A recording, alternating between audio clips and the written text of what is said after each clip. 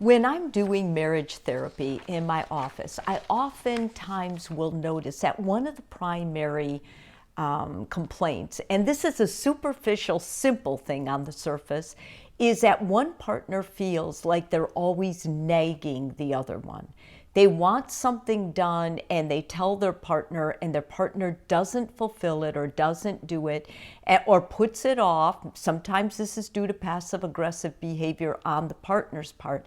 But many times what happens after that, whatever the reason is that the asker, which in many cases is the woman, it starts saying, he doesn't care, he doesn't love me, he doesn't listen to me, and all these negative things. And the reason this is a real situation in marriages is because we act on what we hear in our head. What we tell ourselves is how we react to something. So if we're treating our partner badly, many times it's not because they won't take out the trash or pick up their socks. It's because what we tell ourselves because they don't do those requests.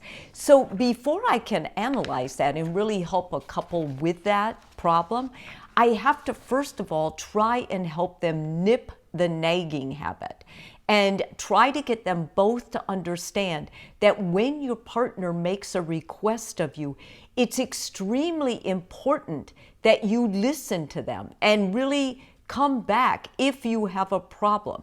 Most of the time, couples don't. They say, we're busy, I just overlooked it, completely forgot about it, didn't mean to do it, wasn't my intention. I love her, I love him, I just didn't think about it. So let's talk about how you can get your request done without nagging your partner.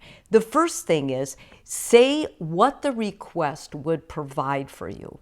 So let's say you ask your partner, would you please take the trash out so that I won't have to worry about it later? And to me, it will mean that you love me, that you support me, and that you value what I do. Those would be my request. That would be my request and why it's important for me, what it will do if he is able to carry out that task. Secondly, say what do you need from me to do this for me? So in other words, lots of times what your partner will say is, I'm not just avoiding you. I am hearing you. I just don't remember. And so then what we would reply, or what you may reply, is, well, then do it right now. But you can understand why that could almost feel like a demand or something that would trigger a past with whatever relationship he had with a parent or she had with a parent. So it's much better to say to them, ask them, what can I do right now that will help you fulfill this task? And sometimes they'll say it's something as simple as, can you just put a sticky note somewhere, or let me set a timer, or, it's something more detailed. In the beginning, this is going to seem like just so much work, but I promise you, if you practice it all the time, it will get like a habit, and you guys won't have to do these steps anymore.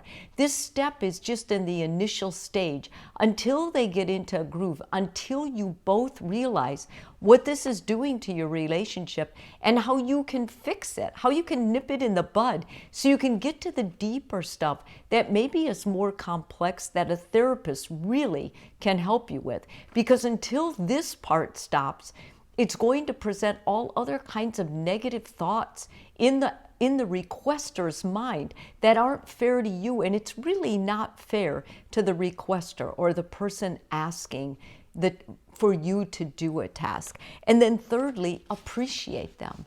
After they do it, tell them what it meant to you. I feel so loved. I feel so taken care of.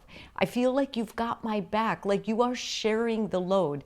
I feel like you're the best husband or wife in the world. When you do this for me, it makes me feel more connected, like I'm on the same team with you. The more positives and appreciation they hear, the more they're going to understand, this just isn't taking out the trash, or this isn't just making the bed. This is a big deal to them. Like it's It's proof that I love them.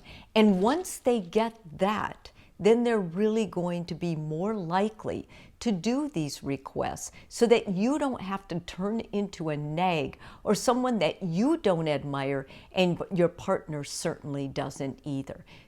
I'm really asking you to put this on your list to really start working on this, because it's going to make a big difference in your perspective and how you feel about your partner, and how the marriage has a better feel to it, a closer feel to it, so that the issues that are really needing to be dealt with can be dealt with, and there won't be all this superficial anger and negativity floating around. If this video is helpful to you, please subscribe. And if you're already a subscriber, thank you so much.